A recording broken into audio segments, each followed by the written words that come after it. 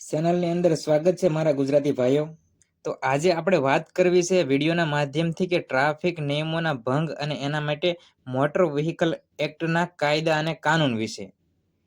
તો ખાસ કરીને જણાવી દઈએ કે આ આપણે જાણવું ખાસ જરૂરી છે, કારણ કે દરેક વ્યક્તિ પાસે વાહન હોય છે અને વાહન ચલાવતો હોય છે। આપણા ગુજરાતની અંદર એવું વધી રહ્યું છે કે જે પોલીસવાળા હોય છે તે દંડ ફટકારતા હોય છે અને વધુમાં વધુ તોડ કરતા હોય છે। તો આજના વિડીયોની અંદર આપણે એ માહિતી લેવાની છે કે કયા કાયદા હેઠળ, એટલે કે ટ્રાફિક નિયમના કયા કાયદા હેઠળ, કઈ કલમ હેઠળ કેટલા રૂપિયાનો દંડ મળે છે। તો એના વિશેની માહિતી આજના વિડીયોમાં રજૂ કરવાની છે। અને ખાસ કરીને જો તમે ચેનલની અંદર નવા હોય તો આવી જ મહત્વની જાણકારી માટે ચેનલને સબસ્ક્રાઇબ કરજો। અને આપણે શરૂઆત કરીએ ટ્રાફિકના નિયમોનું ઉલ્લંઘન કરવા બદલ આપણને કેટલા રૂપિયાની દંડ અથવા તો કેટલી સજા થઈ શકે। જો ખાસ કરીને હેલ્મેટ વગર વાહન ચલાવવું હોય તો તમારે કલમ 194D મુજબ 500 રૂપિયાના દંડની જોગવાઈ છે। અને તમે ફોર વ્હીલ ચલાવતા હોય અને સીટ બેલ્ટ બાંધેલો ન હોય તો કલમ 194B હેઠળ 500 થી 1000 રૂપિયા સુધીના દંડની જોગવાઈ કરવામાં આવેલી છે। અને ત્યારબાદ આપણે આગળ વાત કરીએ તો ડ્રાઇવિંગ લાયસન્સ વગર વાહન ચલાવવું હોય, આપણી પાસે ડ્રાઇવિંગ લાયસન્સ ન હોય અને પોલીસ વાળા પકડે તો કલમ નંબર 181 હેઠળ 5000 સુધીનો દંડ કરી શકે છે અને જેલની સજાની પણ જોગવાઈ કરવામાં આવેલી છે।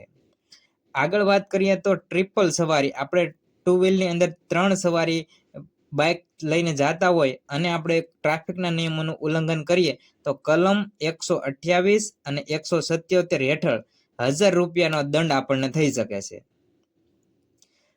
વાહન ચલાવતી વખતે મોબાઈલનો ઉપયોગ કરીએ, ચાલુ ગાડીએ આપણે ચાલુ બાઇક પર આપણે મોબાઈલ ફોન પર વાત કરતા હોય તો કલમ નંબર 184C મુજબ 1000 રૂપિયાથી લઈને 5000 સુધીના દંડ આપણને થઈ શકે છે।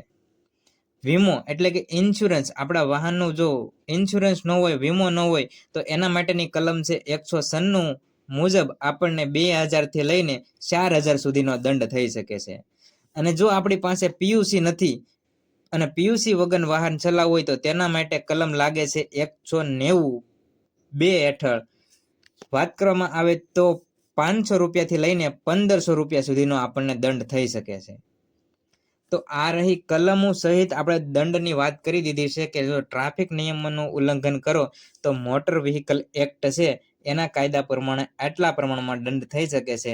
અને જો મિત્રો તમે કોઈ પણ જગ્યાએ હવે વાહન ચલાવતા હોય અને તમને કોઈ પણ પોલીસ વાળા કે કોઈ પણ ટ્રાફિક અધિકારી રોકે તો તમને જો દંડની જોગવાઈ આપણે જાણી તે મુજબથી વધારે જો પૈસા માગે તો તમે તેની સામે ફરિયાદ કરી શકો છો। અને ખાસ આપણે એક નોંધની બાબત જોઈ લઈએ તો દરેક રકમ છે સરકારના નિયમો મુજબ સમયાંતરે ફેરફાર થતા હોય છે। આપણે જે માહિતી આપી છે તે 2026 મુજબ અપડેટ માહિતી આપી છે, પરંતુ સમય સાથે આ જે નિયમો છે અને દંડ છે આમાં બધામાં ફેરફાર થતો હોય છે। તો ખાસ કરીને આ મહત્વની માહિતી હતી, તો આપણને એવું થયું કે આપણે રજૂ કરીએ।